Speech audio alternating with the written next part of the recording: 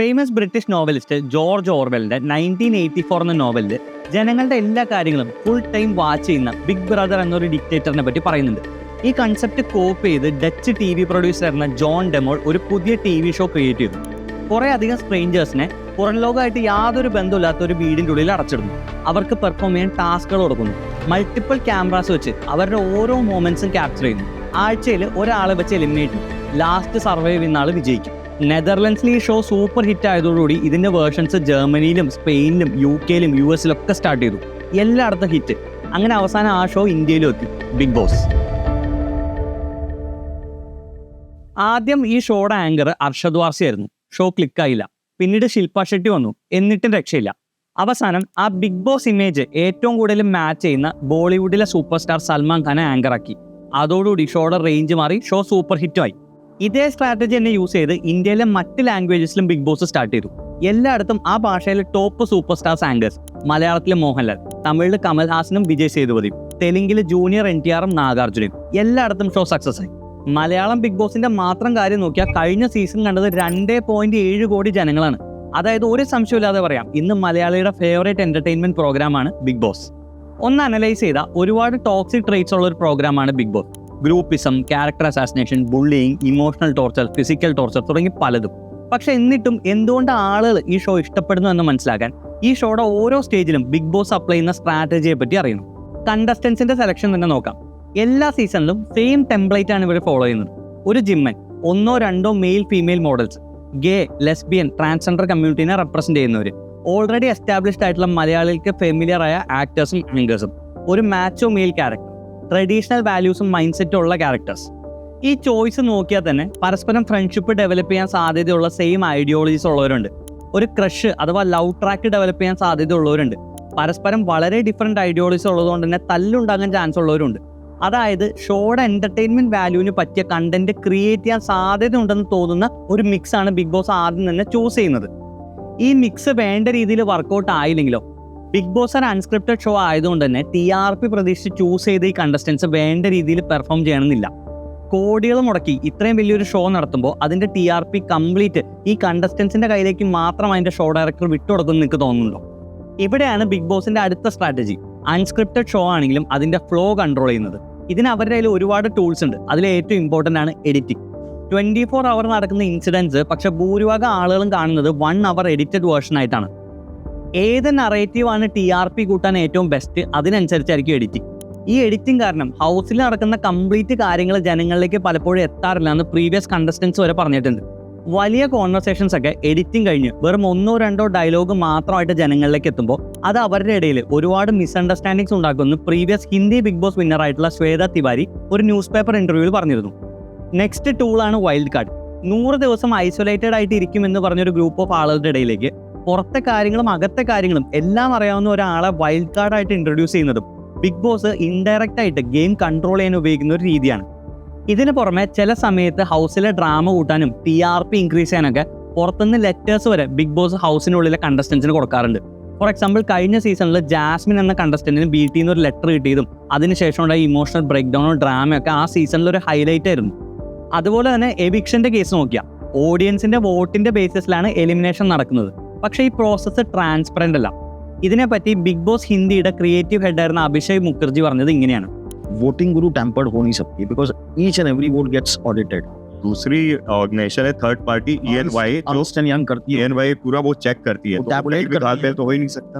അതായത് വോട്ടുകളൊക്കെ ENY പോലത്തെ third party കമ്പനികളെ കൊണ്ട് ഓഡിറ്റ് ചെയ്യാറുണ്ട്. അതുകൊണ്ട് അതിലൊന്നും മാനിപ്പുലേഷൻ പറ്റില്ലാന്ന്.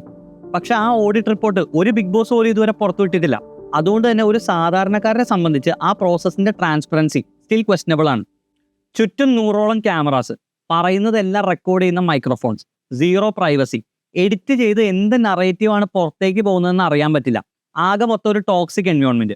പക്ഷെ എന്നിട്ട് എന്തുകൊണ്ടാണ് കണ്ടസ്റ്റൻസ് ഈ ഷോയിൽ പോകാൻ റെഡി ആവുന്നത്? ഇതിൽ നിന്ന് കിട്ടുന്ന പൈസയ്ക്ക് വേണ്ടിയാണോ? ബിഗ് ബോസ് കണ്ടസ്റ്റൻസിന് കൊടുക്കുന്ന ഡെയിലി പേയ്മെന്റ് എത്രയാണെന്നുള്ളത് കോൺട്രാക്ട്സ് കാരണം ആരും വെളിപ്പെടുത്താറില്ല. അതുകൊണ്ട് തന്നെ അതിനെപ്പറ്റി ഒരു വാലിഡ് ഡാറ്റ അവൈലബിൾ അല്ല. പക്ഷെ ക്യാഷ് പ്രൈസിന്റെ കേസ് നോക്കിയാൽ ഫസ്റ്റ് സീസണിലെ ക്യാഷ് പ്രൈസ് 1 കോടിയായിരുന്നു. പിന്നെ അത് 75 ലക്ഷമായി. ഇപ്പോൾ ക്യാഷ് പ്രൈസ് 50 ലക്ഷമാണ്. ഓരോ വർഷവും ക്യാഷ് പ്രൈസ് കുറഞ്ഞുകൊണ്ടിരിക്കുക. എന്നിട്ടും എന്താണ് ഈ ഷോയിൽ പോകാൻ കണ്ടസ്റ്റൻസിന്റെ മോട്ടിവേഷൻ? ഫെയിം. ബിഗ് ബോസിൽ പോയാൽ ഒറ്റ ദിവസം കൊണ്ട് സെലിബ്രിറ്റി ആയിട്ട് മാറാം. Fans, fan pages, interviews, inaugurations ഒക്കെ കിട്ടും.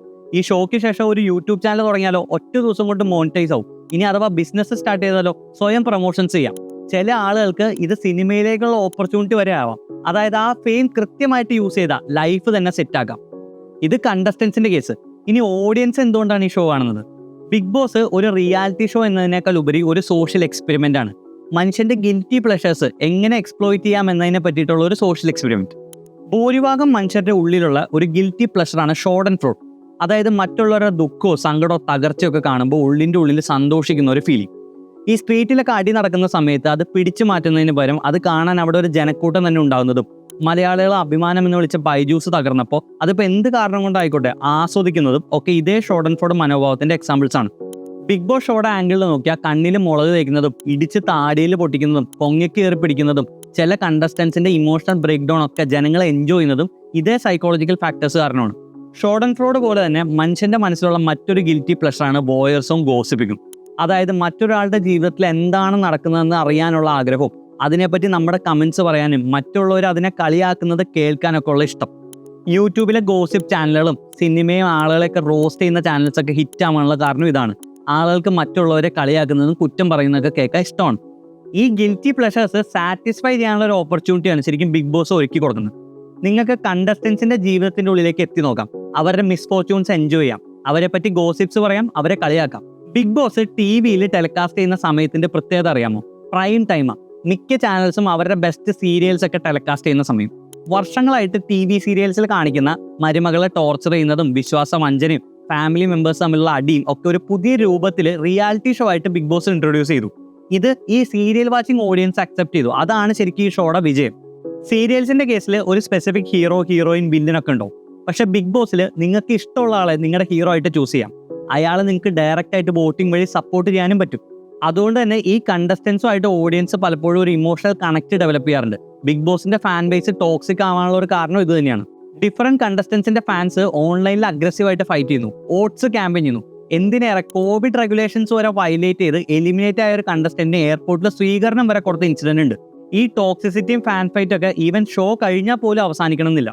ആളുകളുടെ ജീവിതത്തിലേക്ക് എത്രമാത്രം ഈ ഷോ പെനിട്രേറ്റ് ചെയ്തു എന്നതിന്റെ എക്സാമ്പിൾ ആണ് യൂട്യൂബിൽ ബിഗ് ബോസിനെ പറ്റി ഗോസിപ്പ് പറയുന്ന വീഡിയോസിന് കിട്ടുന്ന വ്യൂസ്.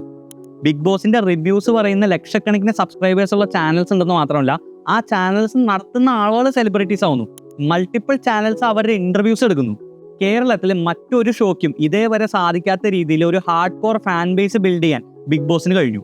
ബിഗ് ബോസ് കണ്ടസ്റ്റൻസിന്റെ പ്രേക്ഷകരുടെ ഇടയിൽ ക്രിയേറ്റ് ചെയ്യുന്ന സൈക്കോളജിക്കൽ ഇമ്പാക്റ്റിനെ പറ്റി ഒരുപാട് സ്റ്റഡീസ് നടന്നിട്ടുണ്ട്. ബിഗ് ബോസിൽ സ്ക്രീൻ ടൈം ഗ്രാബ് ചെയ്യാൻ വേണ്ടിയിട്ട് കണ്ടസ്റ്റൻസ് കാണിക്കുന്ന അഗ്രഷനും അവർ ഫേസ് ചെയ്യുന്ന ഐസൊലേഷനും ഇമോഷണൽ ട്രോമയൊക്കെ ചില സമയത്ത് അവർക്ക് തന്നെ അൺബെയറബിൾ ആവാറുണ്ട്. ഹിന്ദി ബിഗ് ബോസിലെ ഒരു കണ്ടസ്റ്റന്റ് ആയിരുന്ന റുബീന ദിലായിക് ഇത്തരത്തിലുള്ള സ്ട്രെസ്സും ടെമ്പർ ഇഷ്യൂസും സൂയിസൈഡ് ടെൻഡൻസി കാരണം ഹൗസിന്റെ ഉള്ളിൽ വെച്ച് തന്നെ സൈക്കാട്രിക് ഹെൽപ്പ് നേടിയിരുന്നു. മലയാളത്തിലും പലവട്ടം കണ്ടസ്റ്റൻസ് ഇങ്ങനെ ഇമോഷണലി ബ്രേക്ക് ഡൗൺ ആവുന്നതും സൈക്കാട്രിക് ഹെൽപ്പ് നേടുന്നതൊക്കെ നമ്മൾ കണ്ടിട്ടുണ്ട്. ഇനി പ്രേക്ഷകരുടെ കേസ് നോക്കിയാൽ ഈ ഷോ ടോക്സിസിറ്റിയെ പ്രൊമോട്ട് ചെയ്യുന്നുണ്ട്. പക്ഷെ ഒരു അഡൽട്ടിനെ സംബന്ധിച്ച് അത് ശരിയാണോ തെറ്റാണോ എന്ന് ജഡ്ജ് ചെയ്യാനുള്ള മെച്യൂരിറ്റി ആയിട്ടുണ്ടോ. പക്ഷെ ഷോ എയർ ചെയ്യുന്നത് പ്രൈം ടൈമിൽ ആയതുകൊണ്ട് തന്നെ ഒരുപാട് കുട്ടികൾ വീടുകളിൽ ഈ ഷോ കാണുന്നുണ്ട്. അവരുടെ മൈൻഡ് സെറ്റിനെ ഇത് നെഗറ്റീവായിട്ട് അഫക്ട് ചെയ്യും. ബിഗ് ബോസ് ഇഷ്ടം ഡോക്ടറെ മാമക്ക് ബിഗ് ബോസിൽ ആരെല്ലാം ഇഷ്ടം? പിന്നെ വേറെ ആരെല്ലാം ഉള്ള ബിഗ് ബോസില്? ഈ ഷോയ്ക്ക് ഒറിജിനൽ അഥവാ റിയൽ പീപ്പിൾ എന്നൊരു ഇമേജ് ഉള്ളതുകൊണ്ട് തന്നെ ഈ കണ്ടസ്റ്റൻസ് കാണിക്കുന്ന അഗ്രഷനും ടോർച്ചറിങ്ങും ഒക്കെ നോർമൽ ആണെന്ന് കുട്ടികൾ ചിന്തിക്കും. അവർക്കൊരു സിറ്റുവേഷൻ വരുമ്പോൾ ചിലപ്പോൾ അങ്ങനെ ബിഹേവും ചെയ്യാം. അതുപോലെ തന്നെ LGBTQ, ഫെമിനിസം തുടങ്ങിയ പല കൺസെപ്റ്റ്സിനെ പറ്റി ആദ്യമായിട്ട് ഒരു എക്സ്പോഷർ അവർക്ക് കിട്ടുന്നതും ഈ ഷോ വഴിയായിരിക്കാം. ഒരു റോങ് ഐഡിയ മനസ്സിൽ ഇംപ്രിന്റ് ആയ ലൈഫ് ടൈം പിന്നെ അത് മാറണമെന്നില്ല. ബിഗ് ബോസ് ഇന്ന് വെറും ഒരു റിയാലിറ്റി ഷോ അല്ല, അതൊരു $1 മില്യൺ ബിസിനസ്സാണ്. കോടികൾ ഇൻവെസ്റ്റ് ചെയ്ത് കോടികൾ ജനറേറ്റ് ചെയ്യുന്ന ബിസിനസ്. ഓരോ മുക്കിലും മൂലയിലും പരസ്യം, സ്പോൺസേഴ്സും പാർട്ട്നേഴ്സുമായിട്ട് മൾട്ടിപ്പിൾ ബ്രാൻഡ്സുമായിട്ട് കൊളാബറേഷൻസ്, ബ്രാൻഡ്സിന്റെ പരസ്യം ടാസ്കുകളായിട്ട് കാണിക്കുന്നു, സിനിമ പ്രൊമോഷൻസിന് വരെ ഇത് ഉപയോഗിക്കുന്നു. ടോക്സിസിറ്റി ഉള്ളതുകൊണ്ട് മാത്രം ഈ ഷോ ബാൻ ചെയ്യണമെന്നോ ഇതാരും കാണരുതെന്നോ എന്ന് പറയുന്നതിൽ അർത്ഥമില്ല. കാരണം ഇന്ത്യയിലെ എല്ലാ നിയമങ്ങളും പാലിച്ച് റൺ ചെയ്യുന്ന ഒരു ഷോ ആണിത്. മാത്രമല്ല ഏതൊരു ഇന്ത്യൻ പൗരനും അയാൾക്ക് ഇഷ്ടപ്പെട്ട ഷോ കാണാനുള്ള അധികാരമുണ്ട്. ഇന്ത്യയിലെ കോടിക്കണക്കിന് ആളുകൾക്ക് ഈ ഷോയുടെ കണ്ടന്റ് ഇഷ്ടമായതുകൊണ്ടാണ് ഈ ഷോ ഹിറ്റായത്. എന്ന ആളുകൾക്ക് ഈ ടോക്സിക് കണ്ടന്റ് മതിയാവുന്നു അന്ന് ഷോ നാച്ചുറലി പുതിയ രൂപത്തിലേക്ക് ഇവോൾവ് ചെയ്യും. പണ്ട് കാലത്ത് നമ്മുടെ നാട്ടിൽ പോപ്പുലർ ആയിരുന്നു കോമഡി സ്കിറ്റ് ഷോകൾ. ആ ഷോസിലൊക്കെ ബോഡി ഷെയ്മിങ്, റേസിസം ആയിരുന്നു കോമഡിയുടെ മെയിൻ തീം. പിന്നീട് ആളുകൾക്ക് അത് തെറ്റാണെന്ന് മനസ്സിലായപ്പോൾ ഈ ഷോയുടെ പോപ്പുലാരിറ്റി കുറഞ്ഞു. ഇന്ന് ലോകത്തിലെ പല രാജ്യങ്ങളിലും ബിഗ് ബോസിന് പണ്ടത്തെ അത്ര പോപ്പുലാരിറ്റി ഇല്ല. പലയിടത്തും ഷോ ഷട്ട് ഡൗൺ പോലെയായി. ഭാവിയിൽ നമ്മുടെ സൊസൈറ്റി ഇവോൾവ് ചെയ്യുന്നതനുസരിച്ച് ഇന്ത്യയിലെ ബിഗ് ബോസ് ഷോയ്ക്ക് മാറ്റം വന്നേക്കാം. ചിലപ്പോൾ പുതിയ ഷോസ് വന്നേക്കാം. എന്തായാലും അതുവരെ ബിഗ് ബോസ് ഇങ്ങനെ തന്നെ തുടരും.